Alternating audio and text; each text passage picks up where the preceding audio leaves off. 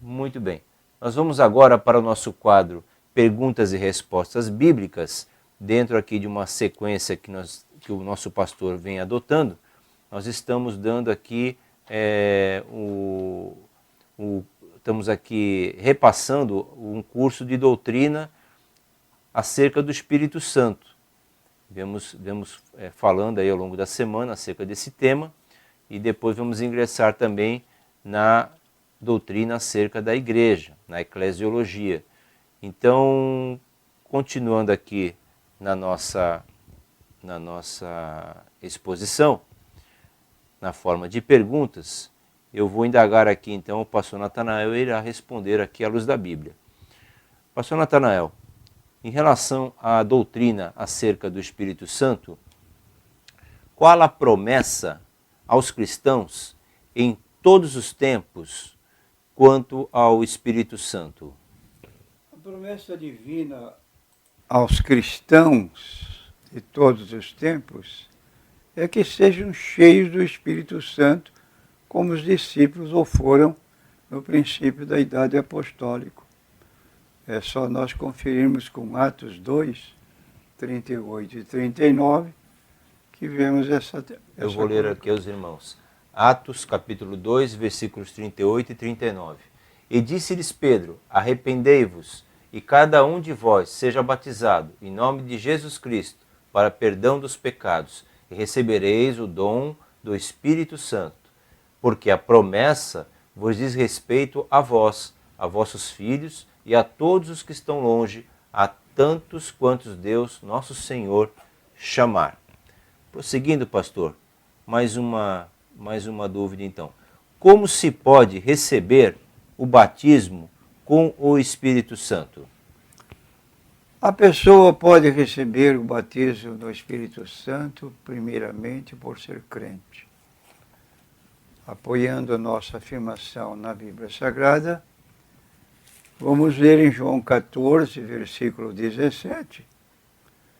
O Espírito de verdade, que o mundo não pode receber porque não o vê nem o conhece. Mas vós o conheceis porque habita convosco e estará em vós. Então aqui está esse versículo aqui que apoia essa colocação. João 14, 17, seguindo-se por pedir ao Pai Celestial, por crer em Jesus e obedecer a Deus. Então, o seguinte ponto, nós temos aqui em Lucas, capítulo 11 e versículo 13.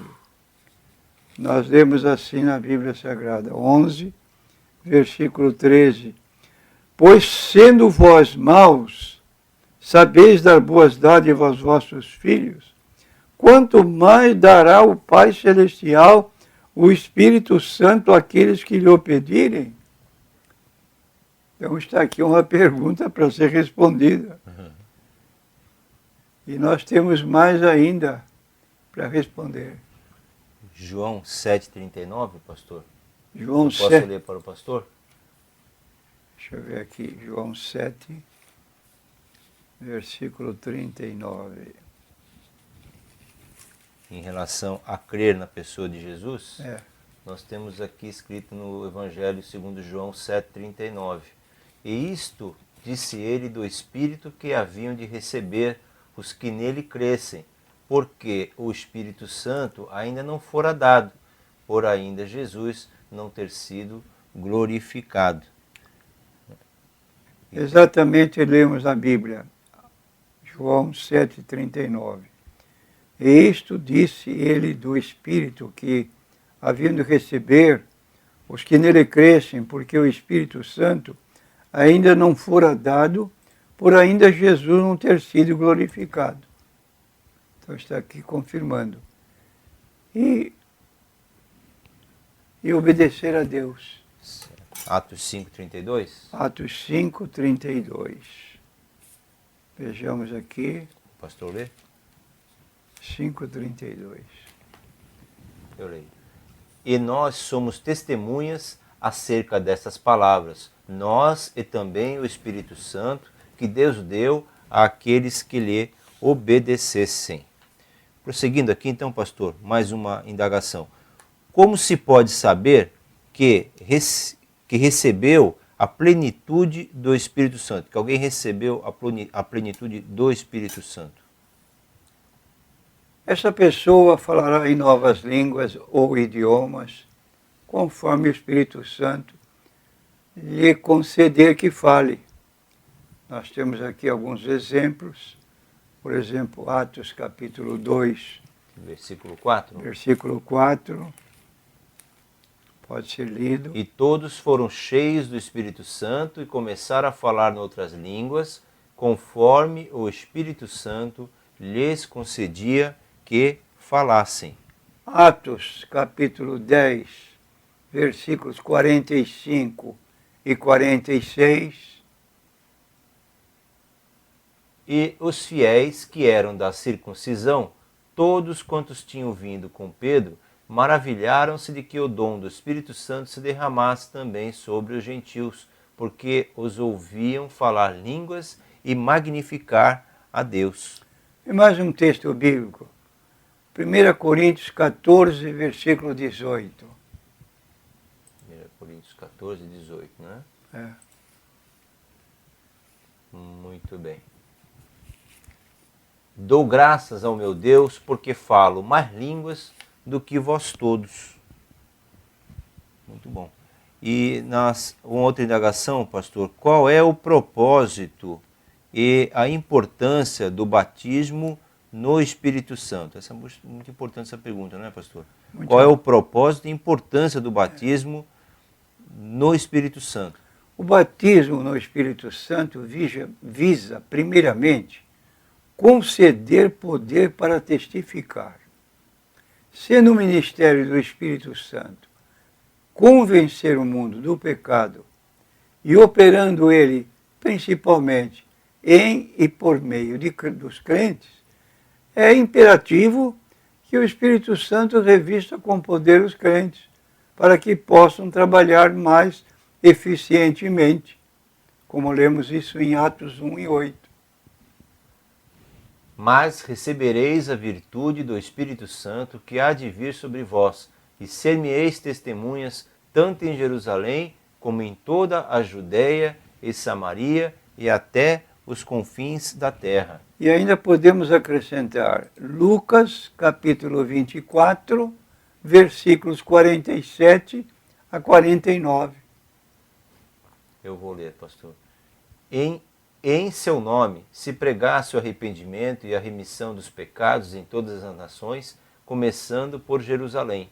E destas coisas sois vós testemunhas, e eis que sobre vós envio a promessa de meu Pai. Ficai, porém, na cidade de Jerusalém, até que do alto sejais revestidos de poder. Amém. Amém. A próxima indagação, pastor. Como o Espírito Santo usa alguém aos quais...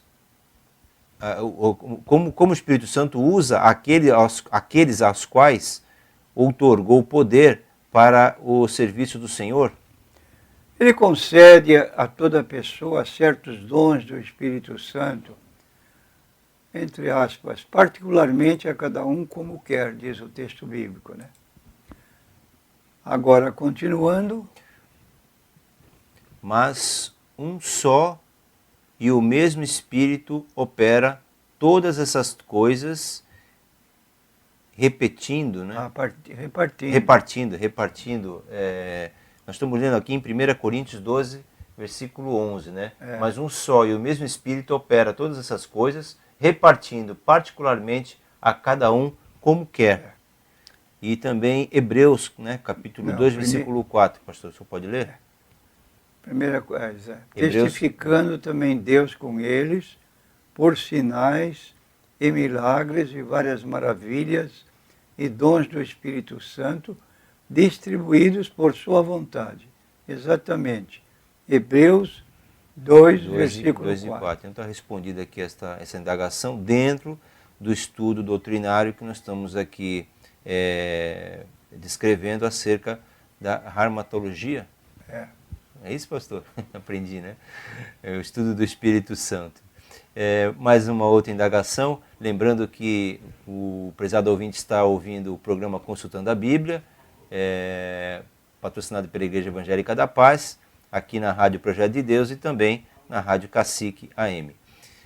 Próxima pergunta. Esses dons estão o quê? Descritos na Bíblia? Esses dons que acabamos de responder na pergunta anterior, né? Acerca de como o Espírito Santo usa aqueles aos quais outorgou o poder. Então vem agora a outra indagação. Esses dons estão descritos na Bíblia, pastor Natanael? Sim, estão descritos em 1 Coríntios, capítulo 12, versículos 8 a 10. 8 a 10 eu acabei de ler, mas eu vou repetir o versículo 8 a 10. Repita a leitura, porque é Porque a um pelo Espírito é dada a palavra da sabedoria, e a outro pelo mesmo Espírito a palavra da ciência, e a outro pelo mesmo Espírito a fé, e a outro pelo mesmo Espírito os dons de curar, e a outro a operação de maravilhas, e a outro a profecia, e a outro o dom de discernir os espíritos, e a outro a variedade de línguas, e a outro a interpretação das línguas. E não para aí. E em Romanos capítulo 12, versículos 6 a 8, também tem relatos sobre a ação do Espírito Santo. De modo que, tendo diferentes dons, segundo a graça que nos é dada, se é profecia, seja ela segundo a medida da fé. Se é ministério, seja em ministrar. Se é ensinar, haja dedicação ao ensino. Ou o que exorta, use esse dom em exortar. O que reparte, faça-o com liberalidade. O que preside, com cuidado. O que exercita misericórdia, com alegria. Muito bem. Os dons podem ser classificados como dons de revelação. Abre aspas. Sabedoria, vírgula, ciência e discernimento, fecha aspas.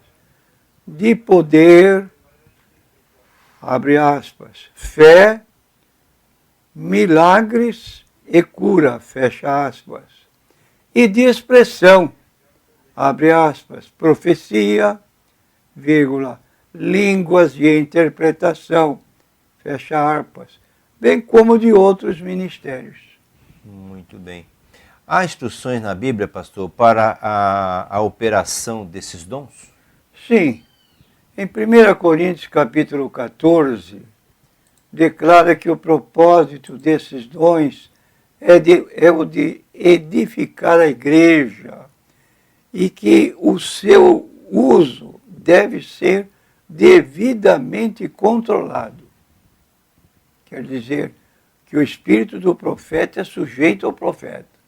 Ele não porque ele está sendo usado pelo Espírito Santo, que ele vai dar vazão a atitudes que não correspondem exatamente ao que o Espírito Santo promove.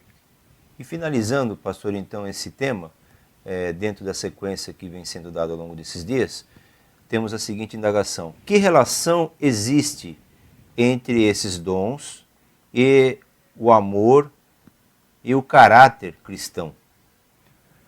Muito embora os dons sejam importantes e devem ser desejados e receber seu devido lugar na igreja e na vida dos crentes, o amor é muito mais importante e precisa ser preservado de qualquer maneira.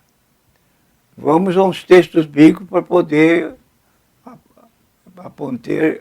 apontar o apoio da Bíblia ao nosso comentário. 1 Coríntios 12, 31. Portanto, procurai com zelo os melhores dons, e eu vos mostrarei um caminho mais excelente. Capítulo 13, versículos 1 a 12.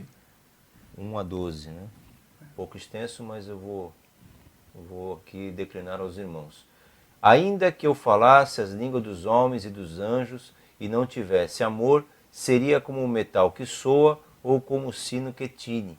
E ainda que tivesse o dom de profecia e conhecesse todos os mistérios e toda a ciência, e ainda que tivesse toda a fé de maneira tal que transportasse os montes e não tivesse amor, nada seria. E ainda que distribuísse toda a minha fortuna para sustento dos pobres, e ainda que entregasse o meu corpo para ser queimado, e não tivesse amor, nada disso me aproveitaria.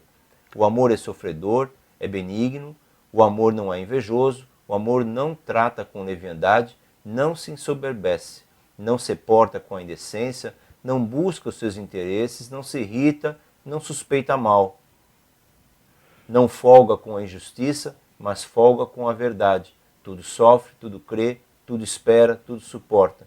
O amor nunca falha, mas havendo profecias, serão aniquiladas. Havendo línguas, cessarão. Havendo ciência, desaparecerá. Porque em parte conhecemos e em parte profetizamos, mas quando vier o que é perfeito, então o que é, em parte, será aniquilado. Quando eu era menino, falava como menino, sentia como menino, discorria como menino, mas logo que cheguei a ser homem, acabei com as coisas de menino. Porque agora vemos por espelho em enigma, mas então veremos face a face. Agora conheço em parte, mas então conhecerei como também sou conhecido. Agora, pois, permanecem a fé, a esperança e o amor, esses três, mas o maior desses é o amor. E ainda temos o capítulo 14, versículos 1 e 39. Não é até 39. Sim. Capítulo 14, versículo 1, vírgula, até o 39. Versículo 1. Segui Segui o amor e procurai com zelo os dons espirituais, mas principalmente o de profetizar. E o versículo 39, portanto, irmãos, procurai com zelo profetizar e não proibais falar línguas. Muito bem. Vamos a um pequeno intervalo musical e retornaremos agora entrando com a eclesiologia, a doutrina da igreja. Vamos dar continuidade então ao nosso ensino, agora adentrando na doutrina acerca da igreja, a eclesiologia, com a seguinte indagação inicial, pastor Natanael. Quando foi fundada então a igreja, pastor? No dia de Pentecostes, 10 dias depois da ascensão de Cristo, de acordo com Atos 2. Seria bom ler, não? Seria bom ler, né, pastor? Pelo menos no início. Eu vou aqui, então, citar aqui aos irmãos, capítulo 2 de Atos. E cumprindo, versículo 1, e cumprindo-se o dia de Pentecostes, estavam todos concordemente no mesmo lugar. E, de repente, veio do céu um som, como de um vento, veemente e impetuoso, e encheu toda a casa em que estavam assentados. E foram vistas por eles línguas repartidas como que de fogo, aos quais pousaram sobre cada um deles. E todos foram cheios do Espírito Santo e começaram a falar noutras línguas, conforme o Espírito Santo lhes concedia que falassem. E em Jerusalém estavam habitando judeus, homens religiosos de todas as nações que estão debaixo do céu. E quando aquele som ocorreu, ajuntou-se uma multidão e estava confusa, porque cada um os ouvia falar na sua própria língua. E todos pasmavam e se maravilhavam, dizendo uns aos outros, pois que não são galileus todos esses homens que estão falando? Como, pois, os ouvimos cada um na nossa própria língua em que somos nascidos?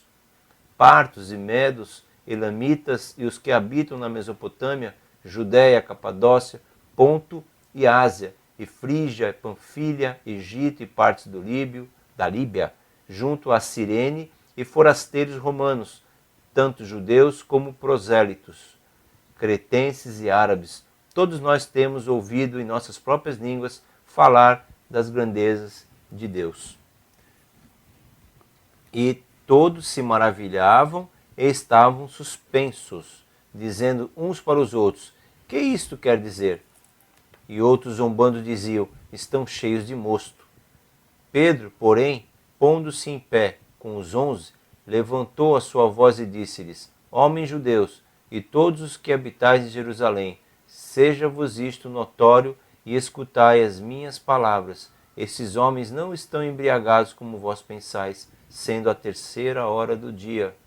Mas isto é o que foi dito pelo profeta Joel. E nos últimos dias acontecerá, diz Deus, que do meu espírito derramarei sobre toda a carne, e os vossos filhos e vossas filhas profetizarão, os vossos jovens terão visões, e os vossos velhos sonharão sonhos. E também do meu espírito derramarei sobre os meus servos e as minhas servas naqueles dias, e profetizarão.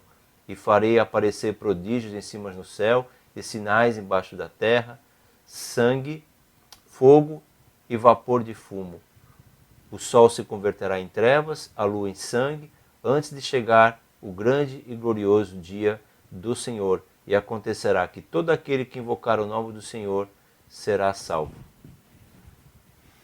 Muito bom, pastor. Muito bom. Realmente é importante a gente perceber que às vezes lemos a palavra de Deus, lemos a Bíblia Sagrada e não nos atentamos a esses fatos, né?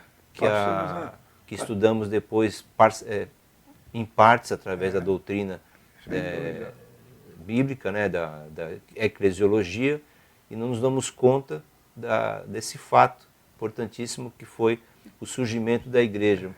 Muito equivocadamente, alguns aí não creem dessa forma por falta de informação. E ainda tem mais, né? Realmente o capítulo é um pouco extenso, devido ao nosso horário. Convidamos os irmãos então a continuar aqui a leitura do capítulo 2, para que tenham um panorama mais genérico acerca desse importante fato dentro da nossa fé. Pastor, avançando um pouco aqui em relação à doutrina da igreja, como cresceu então a igreja a partir da sua fundação? Como ela cresceu? A igreja cresceu rapidamente pela pregação e ensino da palavra no poder do Espírito Santo. Isso de acordo com Atos capítulo 5, versículo 42. E todos os dias, no templo e nas casas, não cessavam de ensinar e de anunciar a Jesus Cristo. Muito bem. E qual é a natureza da igreja, pastor?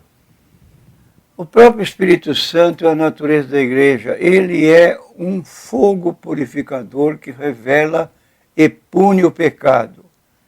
Ele é amor fervoroso para unir a igreja. Ele é zelo inflamado que faz cumprir a grande comissão. Ele é poder divino para operar sinais e maravilhas.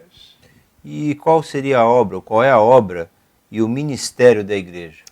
O ministério do Espírito Santo é o ministério da igreja. Sob seu impulso e direção, a igreja deve ir por todo o mundo. Ela deve avisar a todos os homens, fazendo-lhes ver a beleza do Evangelho, e o Espírito Santo fará acompanhar a palavra com convicção. Ela tem por obrigação ensinar a todos os homens toda a sabedoria, abre aspas, o próprio Espírito Santo ensinará, fecha aspas, e apresentar todos os homens perfeitos em Cristo Jesus, abre aspas, o Espírito Santo guiará em toda a verdade. E nós temos então ainda mais, Colossenses capítulo 1, versículo 28 e 29, lemos a Bíblia: a quem anunciamos, admoestando a todo homem e ensinando a todo homem toda sabedoria, para que apresentemos todo homem perfeito em Jesus Cristo. E para isto também trabalho, combatendo segundo a sua eficácia, que obra em mim poderosamente. E ainda temos na sequência Atos, capítulo 1, versículo 8.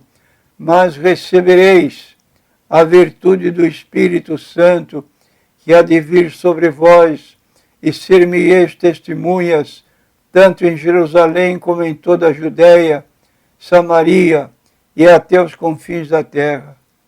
E aí podemos incluir também Mateus 28, 19 e Marcos 16, 15 como resultado da ação do Espírito Santo, que se alongou e outros povos também tiveram participação. A grande comissão, né, pastor? A Portanto, grande comissão. ide, fazer discípulos de todas as nações, batizando em nome do Pai, do Filho e do Espírito Santo. Essa palavra aqui é muito séria, foi dada pessoalmente por Jesus. Ele viu uma palavra, seus apóstolos, como lemos aqui no texto, né? Mateus 28, 16 em diante até o 20.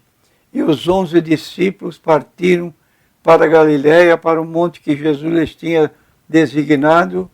17, quando o viram, o adoraram, mas alguns duvidaram.